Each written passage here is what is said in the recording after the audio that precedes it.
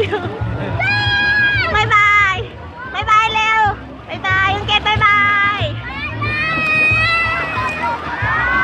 ตอนนี้เรากำลังอยู่ในเรือเป็ดนะคะตอนนี้ดูบรรยากาศรอบๆเรือใส่ถุงกันน้ำเอาไว้เพราะไม่งั้นมันจะเปียกโอ้เด็กๆเยอะเลยมีทั้งเด็กทั้งผู้ใหญ่มองเห็นไหม